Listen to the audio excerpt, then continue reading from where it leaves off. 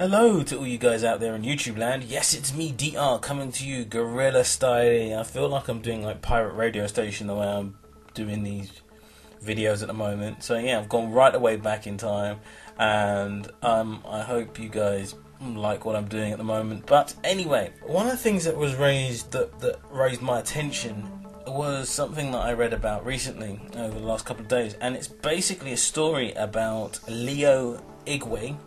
I hope I pronounced that right. He's a Nigerian atheist who's also a contributor to things like Freethinker, the British Humanitarian Society, big friend of theirs, and also he's the executive secretary of the Nigerian Humanist Movement. And he was basically attacked on the 30th of July 2009 during a raid by 150 to about 200 members of a Christian church called the Liberty Foundation's Gospel Ministry. Now, this church is run by a woman by the name of Helen Ukapabio.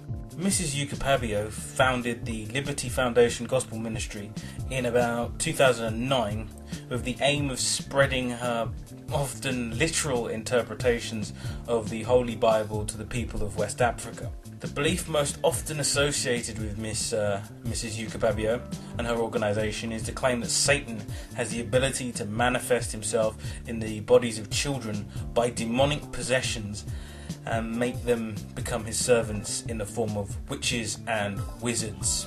The Liberty Foundation Gospel Ministries organised a raid on the Child Rights and Witchcraft conference set up by Mr. Igwe in Calabar, which is located in the southern half of Nigeria. The conference had been organised by the Nigerian Humanist Movement and the UK charity Stepping Stones Nigeria in response to the widespread abandonment, torture and killing of children in Akwa Ibom and Cross River State due to the belief in child witches. As the anti-witch conference began around 10:30 AM, the religious protesters dressed in orange raided the venue and began loudly protesting. The extremists were carrying a number of banners with slogans such as "This protest is organised by the Akwa Ibom state government," "We give freedom to the witches," and "Stepping Stones is not a registered organisation." Among the other delegates attacked, Leo Igwe had his glasses smashed and his bag and phone and camera stolen by the mob, who were alternatively singing and aggressively disrupting the conference. After an hour and a half, the police turned up and dispersed the mob. One person was arrested.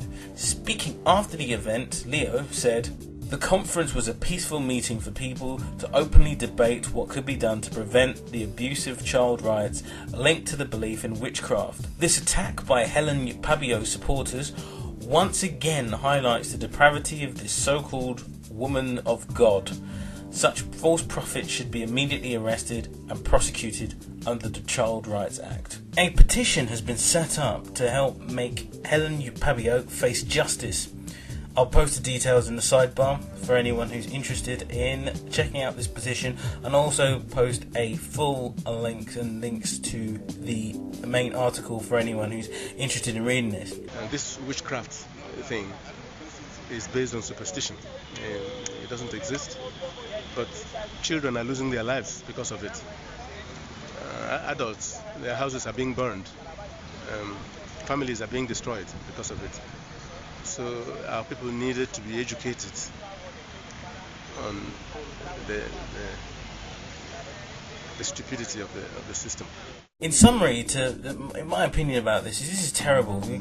When you live in a world where Christian organisations band together and actually organise raids against, peaceful conventions, then what's the world coming to? I mean, for me it beggars belief that we still live in a society and a world where Christian organisations basically raid conventions, peaceful conventions. And the problem as I see it is this doesn't seem to be isolated incidents. It seems to be becoming more regular. You look at an example in America and the United States where you've got pro-life fundamentalists going after doctors who perform abortions, and now you look in Nigeria, you've got organisations going after peaceful conventions that are there promoting children's rights and the fact that children aren't possessed by demons. Anyone who thinks we've left the Dark Ages, reading this article really should put some perspective on this whole thing, and realise that there's a lot of work to be done, and there's a lot of places that still have views that you could really point back to 1 BC. I think demons in children. People honestly believe that demons in children. Like, how crazy is that? It beggars belief when I read this, because I, for one, was fully admit that I wasn't as aware of the situation in Nigeria, or not as aware as I should have been. And the fact that, we can all sit in the Western world and say, hey, we've come a long way. There are areas of the world where we haven't, and these areas need our help and need us to be aware of what's going on there. We need to get that information out to people, and hopefully, we will start doing that and being more aware of what's happening in other countries. People say, what can we do about it? I think that's the process of making people aware that they're not alone, and that we do understand their plight. Go some way. Yes, it doesn't help, and I'm not saying it's a magic wand and I'm waving a magic wand, pardon the pun, but I think that the more we highlight these things, the more we get this information out there to people, the more people are aware of what the potential negative aspects are of any dogma that allows people to have beliefs from past eras that as a human race we know we've outgrown. And if you want to hear more of my thoughts on this, check out my blog, and I'll post all the links in the sidebar and all that type of lovely jazz.